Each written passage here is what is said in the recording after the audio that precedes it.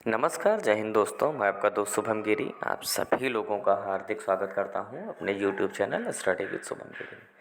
दोस्तों, आशा ही नहीं पूर्ण उम्मीद है आप सभी लोग धैर्य के साथ अपनी नौकरी कर रहे होंगे और स्वस्थ होंगे। परेशानियां हैं, मैं मानता हूं, सभी के साथ हैं और अलग अलग राज्यों से अलग अलग प्रकार की परेशानियां आती रहती हैं और हम उनको उठाते रहते हैं अपनी चैनल के माध्यम से। दोस्तों, आज की वीडियो में आपको हम दो अपडेट्स देने वाले हैं। एक तो सैलरी को लेकर के आपको अपडेट देंगे कि कुछ 1 या 2 दिनों में इन राज्यों में जो सैलरी है दोस्तों आ सकती है, कहाँ कहाँ आ सकती है, ये भी हम आपको अपडेट बताएंगे। और पैसे की बहुत किल्लत आ रही है उन राज्यों में हमारे अध्यापकों के पास जिनकी सैलरी अभी तक नहीं आई है और घर से गए हुए लगभग धीरे धीरे 1.5 महीना हो गया है, तो दिक्कत आ रही है। और EMRS की नौकरी से ज़्यादातर जो लोग हैं वो असंतुष्ट हैं दोस्तों। ये भी आप सभी लोगों को पता है और आप भी जान रहे होंगे कि आप कितना संतुष्ट असंतुष्ट हैं, इसके ऊपर भी हम बात करेंगे। तो चलिए दोस्तों, सबसे पहले हम बात कर लेते हैं सैलरी के अपडेट को लेकर के। तो दोस्तों, मैंने पहले भी आप सभी लोगों को बताया था, अगर आप लोगों को याद होगा, कि 3 राज्य ऐसे हैं जहां पर जो सैलरी ट्रांसफ़र का जो कार्य है संपन्न हो चुका है, जिसमें आपका एक तो दोस्तों त्रिपुरा राज्य है, ठीक है। दूसरा मैंने आपको बताया था कि जो आंध्र प्रदेश राज्य है वहाँ भी सैलरी आ चुकी है। और तीसरा मैंने बताया था कि जम्मू कश्मीर दोस्तों जो राज्य है वहाँ पर जो सैलरी है वो आ चुकी है। इसके अतिरिक्त दोस्तों 3 अन्य राज्य हैं जहां पर सैलरी का जो कार्य है वो लगभग सारा का सारा पूर्ण हो चुका है और वहां पर सैलरी जो है दोस्तों आज या कल में मान करके चलिए आने की पूरी पूरी संभावना है। और हो सकता है मैं वीडियो बना रहा हूं तो इसके पहले रात में ट्रांसफ़र भी हो गई होगी, संभावना है। तो अगर जो राज्य मैं बताने जा रहा हूं अगर यहाँ पर ट्रांसफ़र हो गई है तो दोस्तों आप लोग अपडेट दे दीजिएगा, ताकि मैं अन्य लोगों को भी अपडेट दे सकूं कि सैलरी वहाँ की आ चुकी है। तो कहाँ कहाँ सैलरी दोस्तों आ सकती है, या मतलब नहीं आई है अगर कल रात में, तो आज या कल में आ सकती है, ये मैं अपडेट पहले मैं दोस्तों आप लोगों को दे। दोस्तों 9 तारीख के नोटिस में स्पष्ट बता दिया था नेक्स्ट ने कि आंध्र प्रदेश, जम्मू कश्मीर, त्रिपुरा एंड उत्तराखंड, उसमें उत्तराखंड छूट गया था जो मैंने अभी थोड़ी देर पहले आपको तो ये 4 राज्य ऐसे हैं जहां पर दोस्तों सैलरी का कार्य पूरा हो चुका है। और कहां सैलरी दोस्तों आ सकती है, तो तेलंगाना, उड़ीसा और मिजोरम दोस्तों 3 ऐसे राज्य हैं जहां की सैलरी या तो कल रात में दोस्तों आ गई होगी या फिर आज और कल दोस्तों आने की संभावना पूरी पूरी है। लेकिन अगर इन तीनों स्टेटों में अगर किसी स्टेट में कल रात में सैलरी ट्रांसफ़र हुई है तो दोस्तों आप सभी लोग हमें अपडेट दे दीजिएगा। वैसे खुला निर्देश है कि रक्षाबंधन तक सभी लोगों की जो सैलरी है वो हर हाल में आ जाए, ताकि भाई जिसके भी घर में नीड हो वो अपने घर में पैसे पहुंचा सके। त्यौहार का समय होता है, खर्चा लगता है, ठीक है। तो दोस्तों तेलंगाना, उड़ीसा, मिजोरम वाले अगर किसी की सैलरी आई है तो कृपया अपडेट दे दीजिए। अगर नहीं आई है तो मान करके चलिए आज या कल में सैलरी आने की पूरी पूरी संभावना है, ठीक है।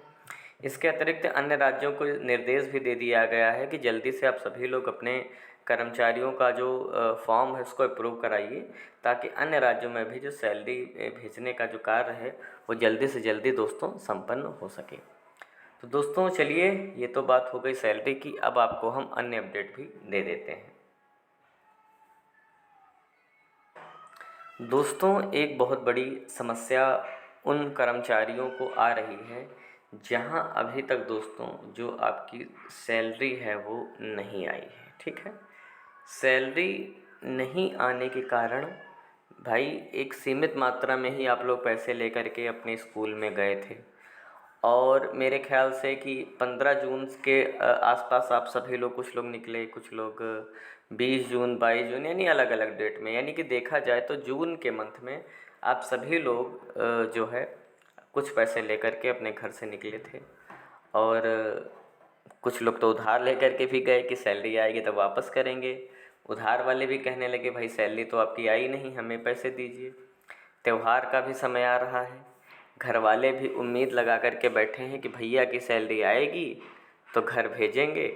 और भैया का आलम यह है कि भैया जो घर से पैसे लेकर के गए थे वो पैसे भी अभी ख़त्म हो चुके हैं सारे के सारे, और घर वाले उल्टा उम्मीद लगाए बैठे हैं कि भैया की सैलरी आ जाए तो भैया अपनी बहन की राखी के लिए पैसे भेज दें। और भैया सोच रहे हैं कि वो कैसे कहें घर में कि उनको खुद पैसे की ज़रूरत है, सैलरी नहीं आई है। तो इस तरीके की बहुत सारी समस्याएं हमारे भाई बहनों के साथ आ रही हैं। दोस्तों मैं आपको बताऊं, थोड़े दिन की बात है, धैर्य रखिए। ये मान करके चलिए दोस्तों, रक्षाबंधन के पहले उम्मीद है कि सभी स्टेट में दोस्तों जो सैलरी है वो आ जाएगी। ऐसा टारगेट भी है नेस्ट का कि पहला जो त्यौहार है, कम से कम घर नहीं जा सकते हैं आप तो कोई बात नहीं, मगर अपने घर में जो पैसे भेजने का जो कार्य है वो तो दोस्तों आप सभी लोग कर ही सकते हैं।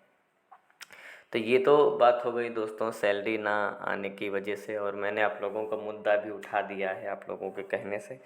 मेरी रिक्वेस्ट भी है नेस्ट से कि आप सभी लोग, सभी हमारे कर्मचारियों को सैलरी भेजें, उनको बहुत नीड है, उनके पास पैसा भी ख़त्म हो चुका है, दैनिक ज़रूरतों में कुछ पैसा तो लगता ही है, सुविधाएं हैं, बहुत सारे लोग तो ट्रैवल करके जाते हैं, रेंट भी देना पड़ता है, तो बहुत सारे ऐसे खर्चे हैं जो उनको देखना पड़ रहा है।